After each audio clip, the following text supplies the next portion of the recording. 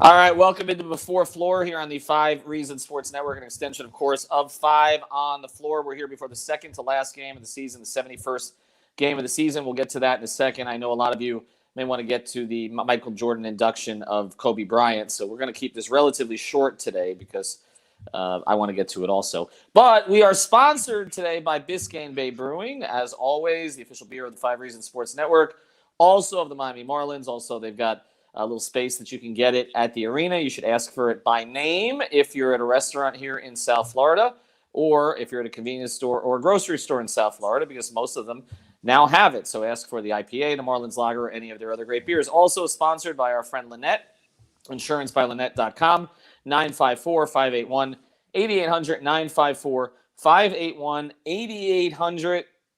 She's the person to go to if you need any kind of insurance, but particularly if you need car insurance. All right, let's get to it. I'm wearing a shirt in honor of Udonis Haslam. I said if you don't want the Bucs starters to play, start UD. That would get them off the court here pretty quickly. I've got Jonathan Romlicon in the Vertigear chair. Make sure that you go order one of those, vertigear.com/5RSN. Beautiful, beautiful chair. Look at that. The whole damn room is equipped. Greg Sylvander next to him, Brady Hawk under him. We did not allow Ricky on the program today. Because the Knicks had a very annoying performance against Charlotte. We really don't want to hear from Ricky now or ever again. All right, let's get to tonight. Bit of a difference of opinion between myself and the legendary Barry Jackson. Barry's tweeting that Milwaukee will not manipulate this result in any way. Just for those of you who are really not familiar, and I'm not going to go through all of the scenarios, but essentially the best course for the Heat to get in the 4-5 matchup against the Hawks and avoid the Bucks in the first round is to win tonight. I mean, we could talk about other stuff, but it's really about winning tonight. But Boston is, you got a couple of games coming up, and the Nets are going to be the 2. They play Cleveland coming up. They're going to be the 2, not the Bucks. We're also, we're talking about the Knicks and the Celtics. I mean, the Celtics aren't going to play Tatum in the next game. That's already been decided. So they're not beating the Knicks in that last game of the season. I mean, they're broken to begin with. I mean, they're advertising on Twitter, about tickets for the play-in and how excited they are. This franchise with 17 titles. It's about tonight. The Heat have to win tonight. And deep down, Milwaukee does not want to play the Heat in the first round.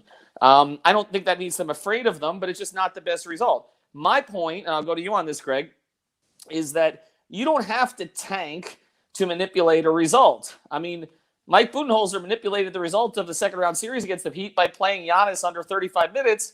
He plays Giannis under 30 minutes tonight. Those 5 or 6 or 7 minutes may be the difference between winning or losing, correct? Correct. You got it. Like, you stole my thunder when you tweeted that the minutes will tell the story, because I think it's just going to be like a convenient scenario where the starters come out and they play, and it'll be competitive initially. And I just think that they're going to take the foot off the gas pedal. I just don't see the reason why they would go all out to push Miami to 6 when the Brooklyn thing is still lingering. And but just everyone remember, if Miami wins, if I have this correct, if Miami wins the next one, they would still get to 5. So, well, no, hold on. Would they? If they lose this one, but they beat Detroit, correct? But the Knicks beat the Celtics, and the Hawks win the last game, the Heat are 6. You're right. You're right. That's my understanding. They need to win this game. I mean, and then of course they'll choke it away against Detroit. But they need to win this game. Brady, one surprise on the injury report today was Jimmy Butler with a back issue. I've been trying to kind of find out what's going on there. This is the way I took it. They put these guys questionable, him and Nunn, and Kendrick may not play, although I keep being told Kendrick's situation is not serious. They were put on the injury report so that they could essentially go either way, as our good friends with the Dos Minutos and that group, they like to say. That if Milwaukee calls off the Dogs, then the Heat could also, essentially, and not get in trouble with the league for this. Would that be your anticipation?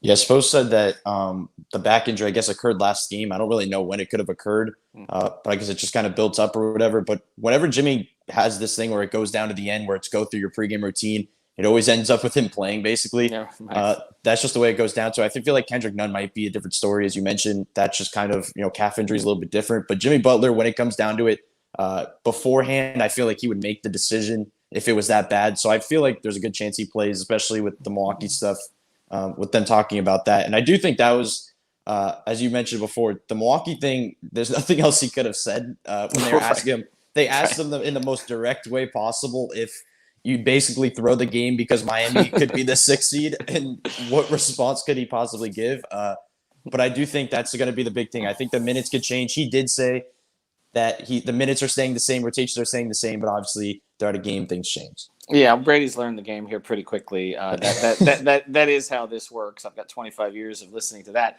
But Jonathan, I mean, here's the one point I do want to make, though. I do think Heat fans have gotten a little bit ahead of themselves. By the way, the reason Jimmy Butler's back is hurting is from carrying Ben Simmons still. Boom, I just want to say that. But the thing about it, Jonathan, is like, I think Heat fans want the Bucks matchup maybe more than the Heat do. There is this assumption, I think, among Heat Twitter that the Bucks are the Bucks of last year. And, oh, yeah, they got Drew, but they lost a bunch of other guys. And so it kind of cancels itself out. It doesn't cancel itself out. And also, I don't think that the Bucks' record is indicative that they've really slipped this year. I think they just sort of recognize that the regular season is not that damn important. And we've seen that with previous with some championship teams. I mean, the Heat in 2006, the Lakers a couple of times with Shaq just pissed away the regular season, didn't care. Many of LeBron's teams have done the same thing, right? So so the Heat really want the Bucks? Because I don't think they do. Absolutely not. We do not want the Bucks in the first round, right? That's something we want to save for the second round. I think Greg talked about it the last time. Is like it's much better to have a series versus the Knicks or the Hawks where you can kind of just get things warmed up into it, right? We have Dedmon and Ariza who are still kind of fresh to the team, and having those 4 to 6 games in a playoff type environment is just going to help them acclimate more and acclimate better. So now when we go on and actually take on the Bucks, we had a full set team. Everything is, running on full cylinders, and that's the better option because, if you play New York or if you play the Hawks, it's going to be much easier to shut them down. It's going to be much easier for Coach Spo to do that. But with the Bucks, they have so much more talent. Adding Drew Holiday adds such a different dimension to this team. It's not just where you can stop Giannis from getting to the paint anymore, and that's all you have to worry about. You have to worry about Drew Holiday. You have to worry about Chris Middleton. Dante DiVincenzo has been a good supporting guy, shooting almost 40% from 3, helping those guys out. So you want to go with the teams with the lesser talent in the first round and then work your way up from there. Yeah, I mean, I don't know why you wouldn't want to win a series. Like this idea, that. I think that this Heat season will be characterized a lot by how deep they get into the playoffs. And if you lose to Milwaukee in the first round, you have clearly taken a step back. Whereas if at least you beat a Hawks or Knicks team, it's like, okay, you're re-cementing yourself as one of the better teams in the East. And if you play a hard-fought series against the Sixers and lose in 6 or 7, okay. But I don't think that, this idea of I've never heard Heat fans before that want the tougher matchup first. Like it doesn't, and I have some of those. It's not a majority, but there's definitely a percentage that just want the Bucks to get the Bucks again. And I just don't see it. I don't know. I think that there's a little bit of obviously last year is creeping in, and people just they can't let that go. They don't recognize that it's different, completely different seasons. And also, I think that there's a portion of Heat fans that they want the Heat to they want them to be as challenged as possible because it's almost like let's cut to the chase and let's just see if this team is really going to make a run and contend. Are they serious?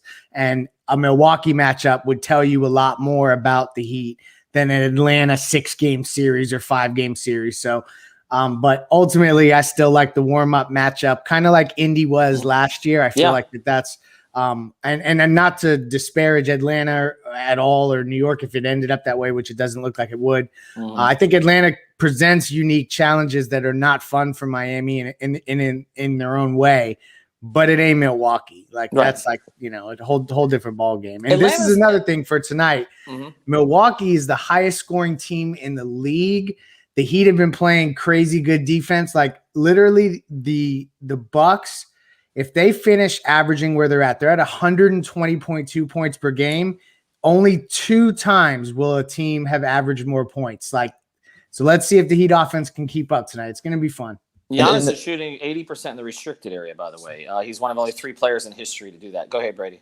No, I just wanted to say about the tougher matchup thing. You're also getting the tougher matchup twice when you think about it. If you're playing Milwaukee, then you're going to move on to play Brooklyn. And you see what they did against Philly, that they feel a lot more comfortable with that. So not only does this have anything to do with the first round matchup. That's but a I think great point. yeah, a lot to do with the second. Yeah, look, I mean, the bracket you want to be in is pretty clear. Atlanta, That's the Philadelphia, path. okay, and let Milwaukee knock out Brooklyn. That is, I mean, because the Heat aren't beating Brooklyn. I'm sorry. Look, I know that they've only played together 8 times or whatever, and this and that, and one of those times was today. But they're not. They just don't have the firepower to beat Brooklyn. I'm sorry, because if Brooklyn gets to that step, it's because the 3 of them are playing together. Somebody clip this so that we can come back to it for later. You can come back to Our it. viewers, please clip this. But I do think Miami's beating Philadelphia. I do. Okay? So the path to me is, I saved myself. The path to me is Atlanta, Philadelphia, let Milwaukee handle Brooklyn. Because here's the thing. I do think they'll handle Brooklyn. I think they have the parts to beat Brooklyn. And not just because they beat them twice recently, because I know that Harden wasn't playing in those. But again, they're the best equipped. Giannis on Durant. You have Drew on Kyrie. Drew on Kyrie, and Middleton on Harden. Nothing's ideal, but those 3 guys will also make them work on the other end, okay? Which we know that 2 of those 3 guys don't want to do, all right? And I don't know that Durant is as equipped as he was before pre-Achilles. So that is the path. Like, if you want to talk about the Heat making a surprise visit to the finals. All right, let's get to tonight. Let's each sort of mention one player who's key. I got one. Tyler Hero likes playing in Milwaukee. I think with his confidence, it's sort of been building to this game. I think we're going to get a 20-point game from Tyler tonight. That is kind of where this is headed. His numbers are off the charts recently. I want to see it translate to the road where he's got that same bounce. But I think we're getting a Tyler Hero game of sorts tonight. And also, if Milwaukee's calling off the dogs, it makes things easier on Tyler, too, because he's not going to be as pressed on the defensive end. Brady, who do you like tonight? Yeah, I actually like the Heat, and I was going with this similar route. I think it's going to be Goran, just for the same reason when they're, going to that bench unit. I just feel like Goran's going to have one of those games. But one quick thing to mention about the Tyler stat you bring up, when I was mentioning on Twitter today, it is kind of crazy how efficient he's been. I think that's the big thing in the jump, that he's shooting 62% over his past 4 games, like 20 points per game. And the 3-point shooting, it's 69% from 3 on catch and shoots, and I think 64% on pull-up threes. And if he's doing that, it's not going to be that level, because obviously it's going to drop a bit. But if he's doing things like that, scoring-wise efficiently, this team changes. This team's offense, everything changes. We've talked about having that third guy. You mentioned that they have to have a third guy that Jimmy trusts. It can be Goran some nights, and it can be Tyler some nights, and it can be Duncan some nights. So now they have, a flexible area. But it feels like the way that Tyler's trending, that he could actually be the third guy many nights. Greg, who is it tonight? So you guys took the easy, obvious choice because they hate him. Didn't he get death threats from folks around there? Yeah, because he didn't go to Wisconsin. Exactly. So, Tyler's the easy choice, but here's a fun one. I'm going to go Duncan Robinson. So he was 1 of 7 from 3 in the last game against Philly. The last time he went 1 of 7 from 3 was April 26th against Chicago. And the 2 games after that, he shot 50% from 3 and 66% from 3. So I'm expecting a bounce back Duncan Robinson performance. That's where I'm going. He will outplay Chris Middleton. And remember, Milwaukee packs the paint. He will get some looks he doesn't get against some other teams. Jonathan, you close us. Yeah, I'm going to go, since there's 2 for Hero, I'm going to go 2 for Duncan. Like you say, Milwaukee is the 3rd best paint defense team. So Miami's going to have to stretch the floor out. Duncan's going to have that bounce back game. The water reaches this level. I think, that, Duncan's going to be that guy, because he's going to stretch the floor, pull the gravity off of Bam, help Jimmy and Bam get those open looks. And he's been doing a lot of other things too. Last game, I noticed, even though he was 1 for 7, his defense on Jason Tatum was absolutely phenomenal. I think it was the best I've seen him use his length, get deflections, get steals. So I'm actually curious to see what he does on the defensive end as well. But I think we'll get the offensive production out of Duncan. Max Duncan. Who starts on Giannis tonight if he plays? Probably Bam. You think so? Yeah. Because they used to throw the 4 at him, but I don't see that. You go with Ariza? Yeah, to start. I kind of feel that they go Trevor Ariza on Drew Holiday. That just always seems. That's what I was thinking. Oh, that's fun. I didn't think about that. They did that last game, or 2 games ago. They started Ariza on the point guard. Yeah, on the point guard. So then it would be Bam. I mean, who the hell else would it be? Well, yeah, because Jimmy's going to guard Middleton. I think that's pretty much been the way it goes. All right, we will see what happens. But again, look, the minutes will tell. The minutes will tell. That's what tells. The minutes, and to a certain degree, the effort, but it's more the minutes. Tanking is always manipulated by the coaches in the front office, not by the players. That's what everybody needs to understand. Okay, the players are not going to lay an egg because they give a damn one way or the other, but the organization knows what's best, and they know that the Heat is not what's best for them right now. All right, thanks again to our sponsor, Aggressive Insurance, insurancebyLynette.com. That's where you can find it. Biscayne Bay Brewing. Greg and Alex will be back after the game. Also, Post Up 5R will be there. We'll just let it speak for itself. Have a good night. Have the guts. Doing well. How are you? Good. That was an impactful 2.5 minutes. Oh, really? You were trending there for a couple hours. And it was fun. It was fun. For me to just go out there and play the game of basketball. Continue to show people that I can still play at a high level and help my team win. It was fun. Just the adrenaline. I appreciate the crowd. You know what I mean? My teammates. When I scored a basket, I noticed everybody over there cheering for me. It was a great memory. And if this is the last one, I finished it the only you Udonis Haslam could, with an ejection. Was that a hint? I said if it was a fifth, we all be drunk. If Tim, if. I suppose a hint. You guys are playing very well, obviously. Jimmy said a few times that he liked your chances against anybody in a 7-game series. You literally came in and showed some fight tonight. Do you like the way this is trending before you get into the stuff that counts? Definitely. We definitely trending in the right direction. We've been through a lot this year, and we had a lot of opportunities to pack it in and, throw in the towel. Injuries, concussion protocol, just the ups and downs of just trying to get a good rhythm on the season. We've had so many opportunities to kind of shut it down, but we haven't. That's not our DNA. We stayed in the saddle. We continue to fight. We put together some wins. We put together a run, and we're starting to play really, really good basketball on both ends of the floor, not just one end of the floor, both ends of the floor. Thanks, UD. Next, we're going to go to Dave Hyde. Hey, Udonis, I think we all had a great enjoyment watching those 3 minutes. Walk us through what happened out there, okay? From the point things escalated and what's going through your mind, what you saw, why, what happened. It's obviously very physical. Dwight plays the way Dwight plays. And, it was just a conversation between me and him where I just wanted to make it clear that, the throwing down and the swinging of the elbows and things like that, I just felt like we should kind of leave that out of the game for the night. And I think he disagreed. So when he disagreed, I disagreed, and it was a whole bunch of disagreeing. Have you seen that? Did you go in and were you able to watch it on film? Nah, I don't remember what happened. At the end of the day, I am who I am. Hey, I am who I am. I can't change now. You know what I mean? My stepmom texted me right after the game and said I did the right thing, so I have no doubts in my mind I did the right thing. All right, next we'll go to Brandon Tobin. Hey, UD, Miami loves you, but I guess what does it mean that you still get those kind of cheers just for a few minutes coming in, your charges, your rebounds, starting to fight, making it feel like the Royal Rumble out here, and they're still going crazy for you after all these years? I appreciate the love from the city, man. I tell people all the time, regardless of, what people want to say about my career, was it great player, was it role player, 3-time, whatever, I feel like, I get a lot of criticism for a lot of different things, but the one thing that has remained loyal to me is this city, and that's why I remain loyal to the city. You know what I'm saying? They always hold me down. They always have my back. The energy was amazing.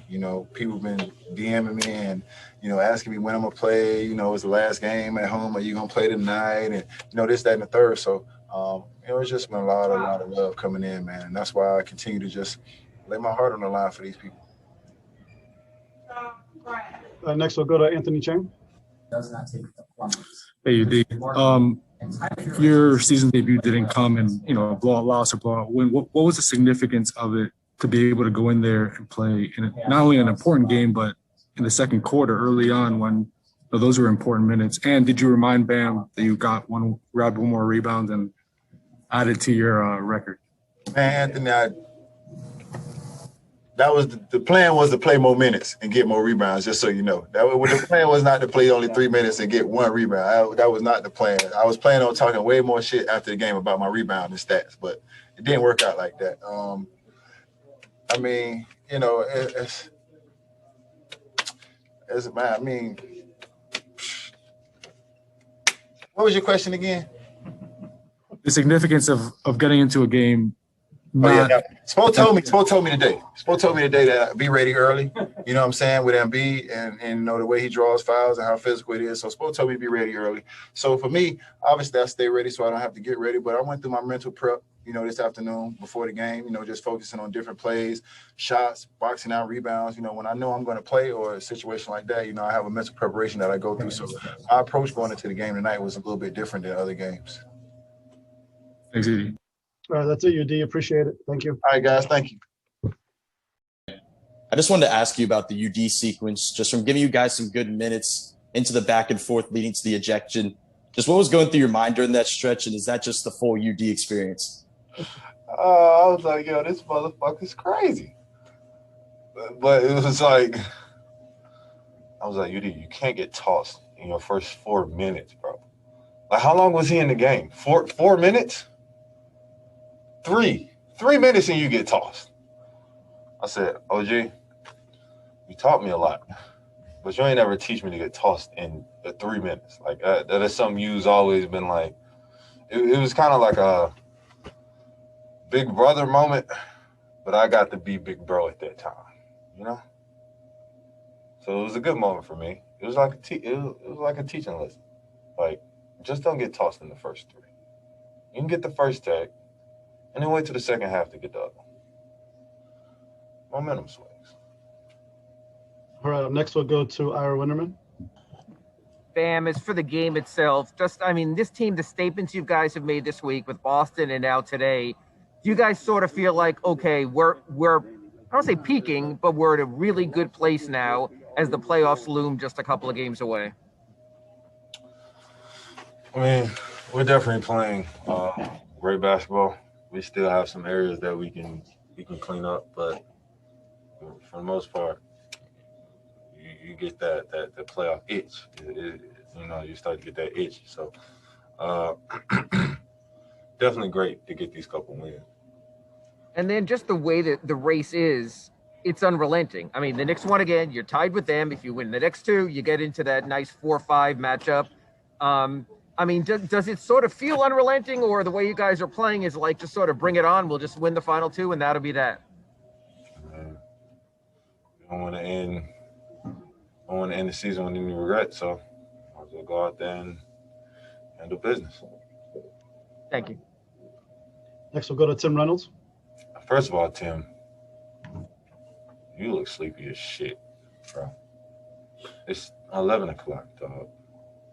You could have fixed your hair before you got on Zoom looking like this.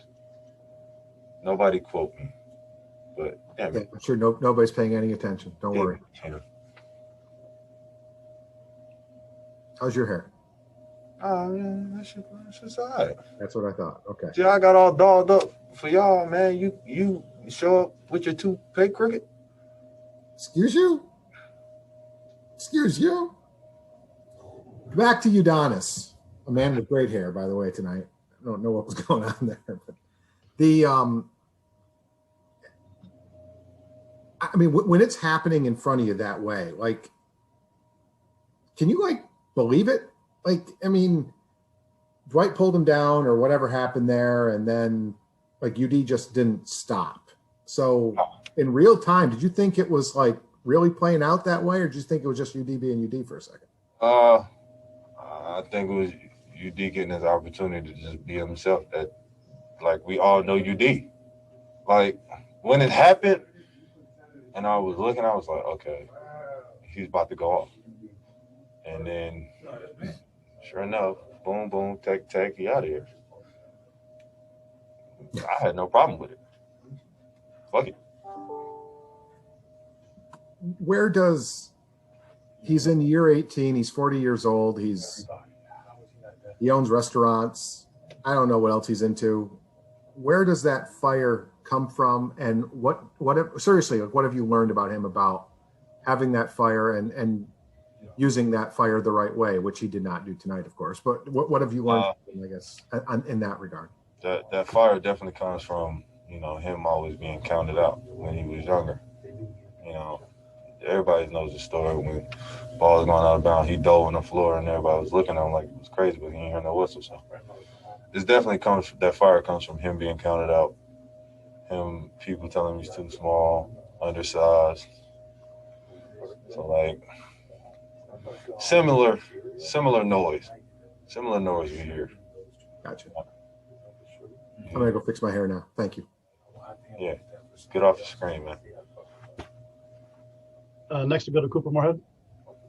Bam, over the last 6 weeks, the defense had, not really been where you guys wanted it to be. What was clicking? Why were you guys so much more connected on that end tonight? Just getting stops, communicating, and biggest thing, having our hands active. Is there anything, because they run the ball through the post so much with Embiid, is there, and Simmons a little bit tonight too, is there anything you guys are doing specifically that was kind of disrupting their post ups? Getting out of Joel's hand, making him pass, and just really keeping our defense unpredictable. Thank you. All right, thank you, Bam. Appreciate it. Black Lives Matter, people. Here is Jimmy Butler. Come on, man. I'm trying to go home. Me too.